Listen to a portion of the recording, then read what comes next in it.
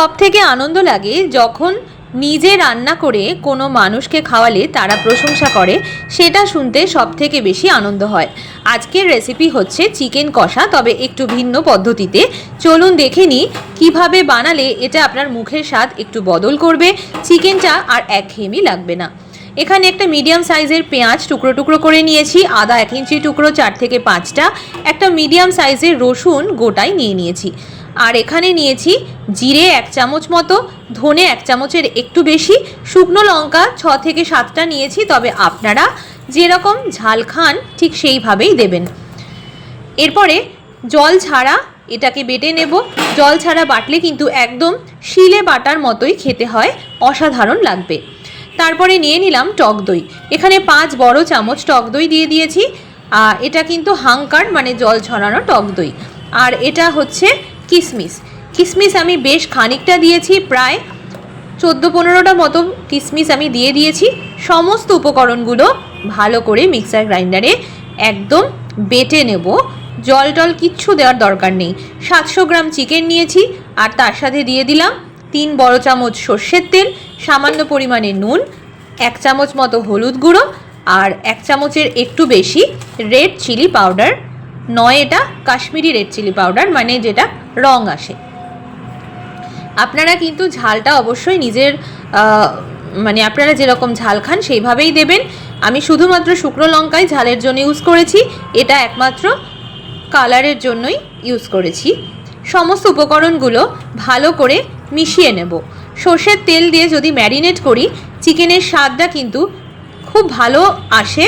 আর অবশ্যই রিফাইন তেলে আমি রান্না করি। রিফাইন তেলটা একটু বেশি দেব যেহেতু 700 গ্রাম চিকেন। আর এর মধ্যে দিয়ে দিলাম চিনি, 1/2 চামচ মতো একটু চিনি দিয়ে দিয়েছি, সুন্দর একটা রং আসবে। চিনিটা একটু গলে গেলেই প্রথমে আমি দিয়ে দেব ম্যারিনেট করা চিকেনগুলো। শেষ অবধি দেখতে থাকুন, অসাধারণ লাগবে। যদি একটা মশলা আমি শুধুমাত্র যোগ করব, আর পুরো চিকেন কষার স্বাদটা কিন্তু একদম অন্যরকম চলে আসবে।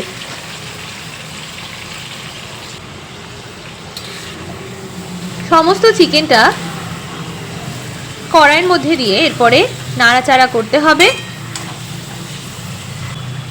যতক্ষণ না রঙটা পরিবর্তন হচ্ছে।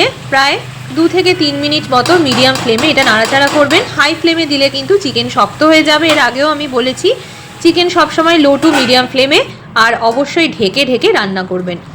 5 মিনিট মতো ঢেকে আমি একদম লোতে রেখেছিলাম। দেখুন অসাধারণ কিন্তু দেখতে হচ্ছে চিকেনটা।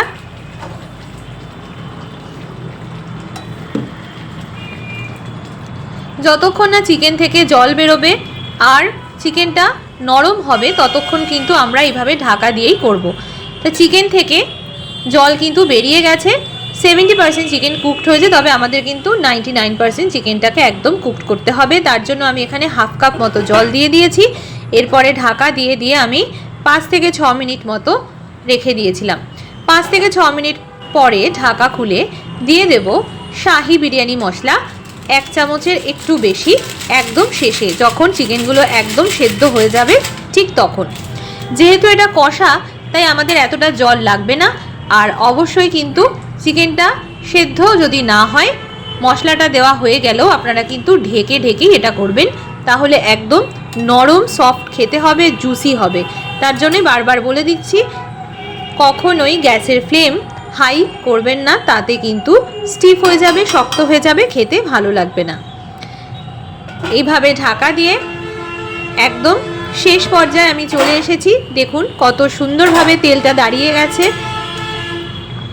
এরপরে জলটা যখন একেবারে কমে যাবে, গ্যাসের ফ্লেম আমি আস্তে আস্তে কমিয়ে দেব এবং একেবারে বন্ধ করে দেব। রেস্টিং টাইমে রেখে দেব 5 মিনিট। আশা করি আজকের চিকেন কষার রেসিপিটা আপনাদের ভালো লেগেছে। আরও এরকম নিত্য নতুন রেসিপি পেতে মাম্পির রান্নাবাটি চ্যানেলটা সাবস্ক্রাইব করতে ভুলবেন না।